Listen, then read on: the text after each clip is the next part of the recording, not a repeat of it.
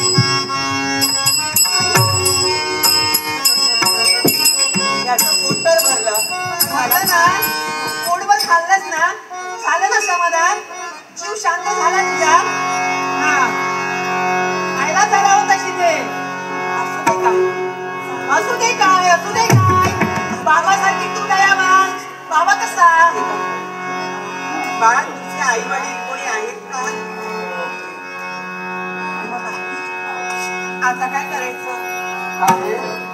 आपल्याला दिंडी पुढे न्यायची. हो पण याला कोणत्या नावाने हाक द्यायची? बाबा नाव काय तुझं? याला तर काही बोलता येते. मला तरी वाटतंय याला आपण विठूच म्हणू. नावाशिवाय तुला आणखी काही दिसतच नाही.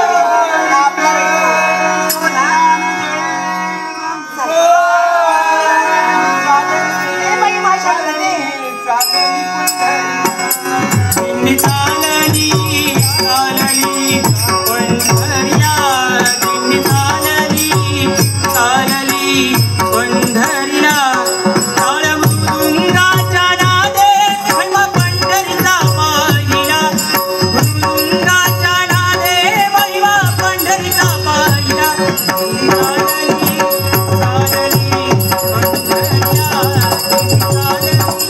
जन्मलाही खेळ खेळण्याचा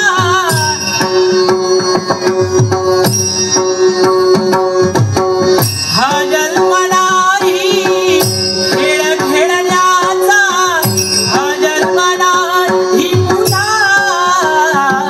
हरि ओम विठ्ठल विठ्ठल म्हणा हा जन्मलाही हरि ओम विठ्ठल विठ्ठल म्हणा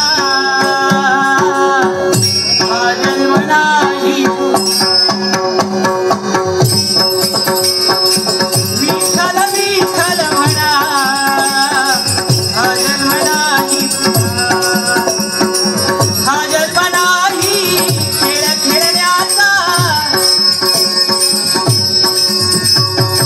हा जन्मलाही खेळ खेळण्याचा हा जन्मलाही पुन्हा हरि ओम विठ्ठल विठ्ठल म्हणा हा जन्मलाही पुन्हा चालून चालून पायात थोडी विश्रांती इथे म्हणजे रात्रीचं घर सुरू झालं. मला असं करूया, साऱ्यांना सांगा. या ठिकाणी विश्रांती घेतलेली नाही कारण रात्र तर पार झालेली आहे.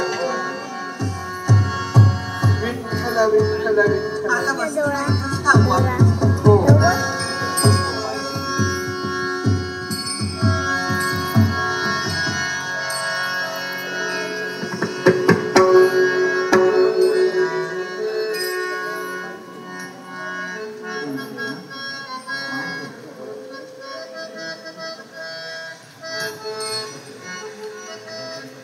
खूप परिश्रम झालेले नारू काय पण नुसतं दुःख आहे.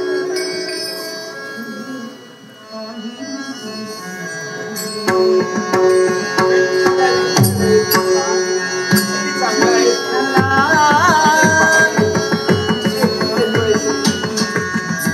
विठ्ठल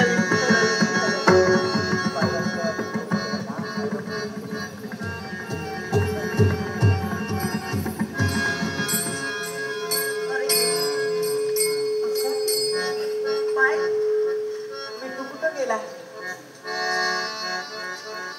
ए मुडद्या, पाय कुणाचे दाबतोयस? खातोयस माझ्याकडे पाय त्याचे दाबतोस? काय सांगितलं तुला? चल ये माझे पाय दाब. उठ.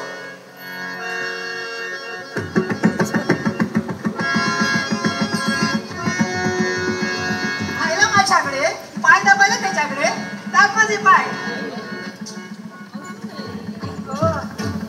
चालून चालून पाय कसे गळ्यात आले. नको तू कशाला?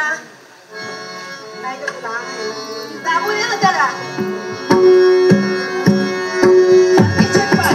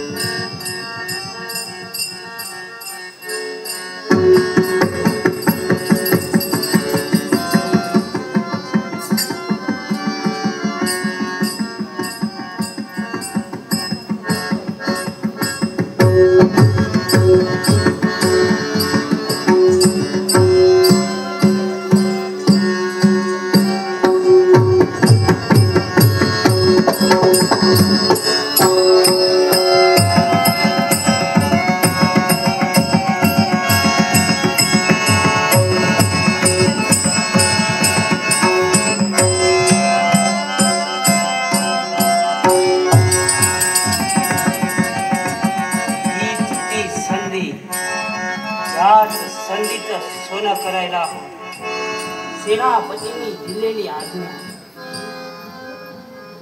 2 काटोड्यांपैकी एक कातोड सेनापतींजवळ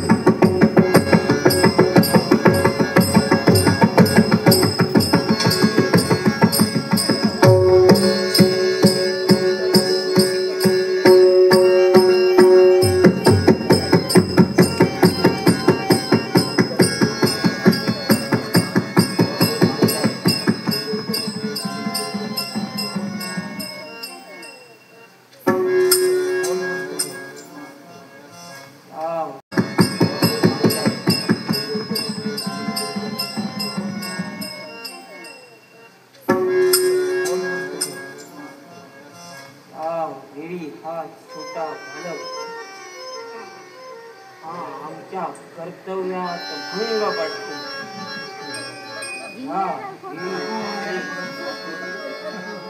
कसं दूर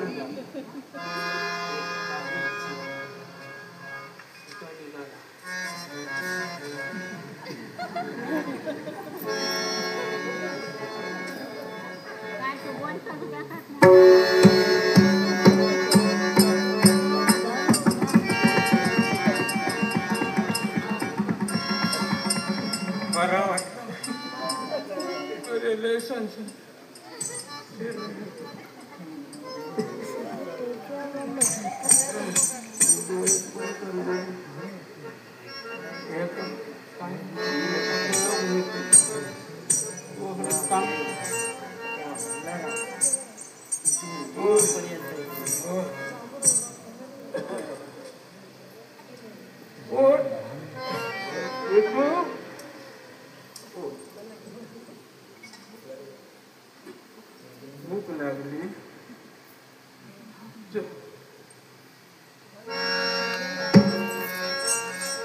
आता माका खाणार कसं घेशील तू? तुका मी घेऊ? माझाच नाही वजन माका. बस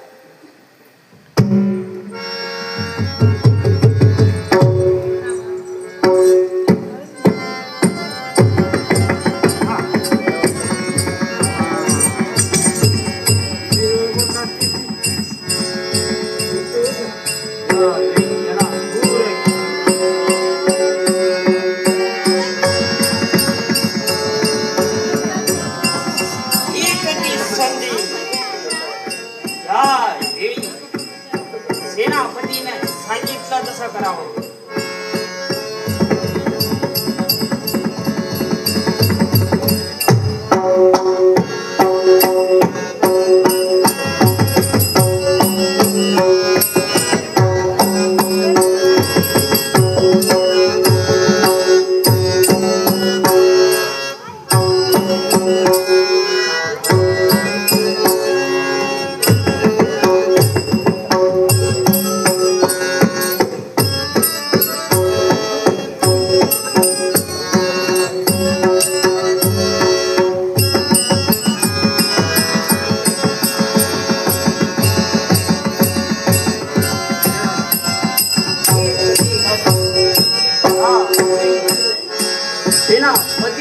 कष्ट घेऊ नका. ये.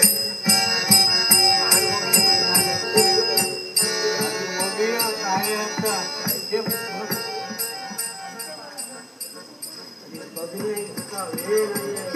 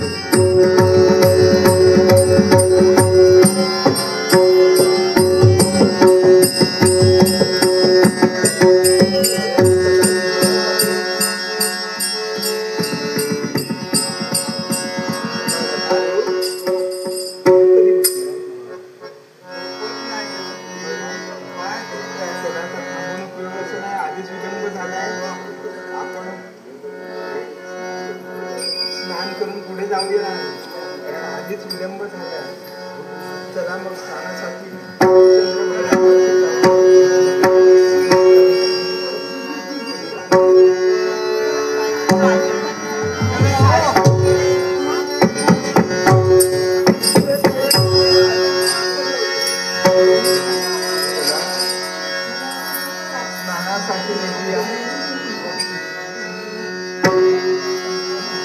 विठ्ठला विठ्ठला तुझी पाहिली मी विठ्ठला विठ्ठला तुझी पाहिली जय पांडुरंग पांडुरंग हरी जय जय पांडुरंग.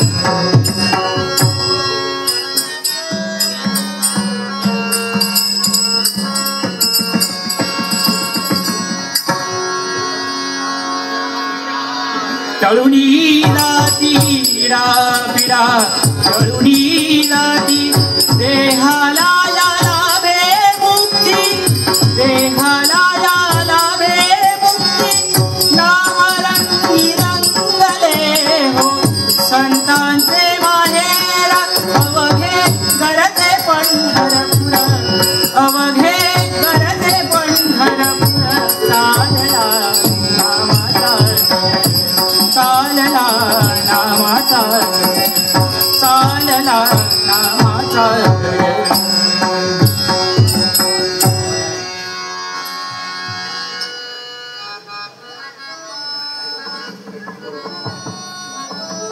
हे माझ्या प्रिय भक्तांनो, मन तुमचं शासनगीत झालेलं आहे. पण ते शासनगीत झालेलं मन आहे ते स्थिर करून क्षणभर या देवाच्या मुखातून सहजरित्या तुमच्यासाठी स्तुती सुमनांचा वर्षा होतोय. तुम्ही या पंढरीच्या पांडुरंगाला भेटण्यासाठी इथवर आलास. आस आपली होती ती पूर्णत्वाच्या दिशेस गेलेली आहे आणि प्रत्येकाच्या अंतर्यामी वावरणारे प्रश्न आणि ते प्रश्नचिन्ह उभं राहिलंय. त्या प्रश्नाचं समर्पक उत्तर हा पंढरीचा पांडुरंग तुम्हाला देणार आहे. हे लक्ष्मीबाई, आजपर्यंत या विठ्ठलाची तू अवहेलना केलीस, मर्मभेदक शब्दानं ताडण केलंस. पण विश्वाच्या ठाई देव सर्वश्रेष्ठ जसा आहे तसे भक्त सुद्धा श्रेष्ठ आहे. विश्वात जर भक्त नसतील तर देवाला काही प्राधान्य नाही. तू जे केलंस ते अवहेलनात्मक शब्दात्मक बोललीस. याला कारण काय असेल तर परिस्थिती होय आणि परिस्थिती पुढं कुणीही मोठा नसतो. माणसाचं जीवन हे सुखदुःख या आडव्या उभ्या धाग्याने विणलेलं आहे. जसं सुख आहे तसं दुःख सुद्धा आहे. तद्वत तुम्ही जेव्हा या पंढरीच्या पांडुरंगाला भेटण्यासाठी येत होता, क्षणभर थकवा जाणवला होता, शीण आला होता आणि त्या ठिकाणी तुमच्या समवेत एक बालक वावरत होता. होय ना, आता तुमच्या अंतराने प्रश्न निर्माण झाला असेल, तो बालक कुठे आहे? तो बालक कुठं तुम्हाला दिसत नाही. मग ऐका लक्ष्मीबाई, तो बालक कोण होता हे जर तुला पाहायचं असेल तर पहा. हरिनामाचा झेंडा रोविला, विठूचा गजर हरिनामाचा झेंडा रोविला, विठूचा गजर हरिनामाचा झेंडा रोविला. ज्या बाळाला मी वाईट शब्दाने ताडण केलं, भूक लागली म्हणून सांगणारा हा बाळ, त्याला मी वाईट शब्दाने बोलले एवढंच नव्हे तर केवळ तुला भूक लागली तर माझे पाय चिपून द्यावे लागतील, तदनंतर तुला अन्नाचा घास दिला जाईल. अशी वाईट वागेश्वरी माझ्या मुखातून निघाली. पण परमेश्वरा, नाही मी समजू शकले. देवा, तुझा सौंदर्य होत आहे. क्षमा कर लक्ष्मीला, क्षमा कर. लक्ष्मीबाई, नास्तिक स्वरूपामध्ये वाणीमध्ये माझ्या मुखातून नको त्या अवहेलनाने मी तुला ताडण केलं. मला क्षमा कर, क्षमा कर. जगाच्या ठिकाणी भगवंत आहे असं मानणारा जो असतो भक्त, त्याला आस्तिक म्हणतात. आणि जगात परमेश्वरच नाही, ईश्वर नाही असं मानणारा त्याला नास्तिक म्हणतात. तू नास्तिक जरी झालीस तरी पण देवाच्या पायी तुला शरण यावंच लागलं. होय देव. तुझ्यापेक्षा अगं देव श्रेष्ठ आहे हे तुला सुद्धा कळालं. देवा, मी निर्धार केला होता तुझी पायरी चढणारच नाही म्हणून. का तर झाले अनंत यातना आलेल्या दारिद्र्याला मी खरोखरच कंटाळली होती. पण तो डाक लागला जीवनामध्ये, त्यामुळे मी खरोखरच दुःखी झाले होते. म्हणून मनाला ठरविलं मी वारीला माझ्या मुली सोबत येईन, पण तुझ्या मंदिराची पायरीच काय तुझं तोंड देखील पाहणार नाही. आज पूर्ण स्वरूपाचं दर्शन घेऊन या लक्ष्मीच्या जीवनातला काळाकुट्ट अंधकार तू दूर केलास. देवा, काळाकुट्ट अंधकार दारिद्र्याचा दूर केला. अगं दारिद्र्यानं तू पीडित होतीस, पण वाचेनं तू देवाला ताडण केलास. अंतःस्करण तुला शुद्ध होतं. शुद्ध अंतःकरणानं देवाच्या वेदी तू आलीस. पण ज्या वेळी या बालकानं म्हणजे माझं ते स्वरूप आहे, अगं देवा तुला शीन आला होता, तुलसी पत्र लावलं आणि ते तुलसी पत्र लावल्यानंतर तुला झालेला शीन दुरापास्त होऊन या पंढरीपर्यंत तू आलीस आणि या देवाची भेट झाली. देव ज्याला प्रत्येकाला सहजासहजी कधी भेटत नाही बोलत मी अपुल्या मुखे, वाचा सदैव माझी वावरत असे भक्तांच्या अंतरी. क्षमा कर देवा, मला अहंकार नव्हता पण मनामध्ये होतं ते दुःख. त्या दुःख यातनाबाई माझ्या मुखातून ते दुःख दारिद्र्य मी दुरापास्त करणार आहे. याच्या पुढं जे तुमची ताटातूट झाली आहे परिवाराची, ते सुद्धा मी एकत्रित करणार आहे. पण प्रथम ज्याला तुमच्या जीवनात दुःख निर्माण केलेलं आहे त्याला मी इथपर्यंत आणतोय. पहा,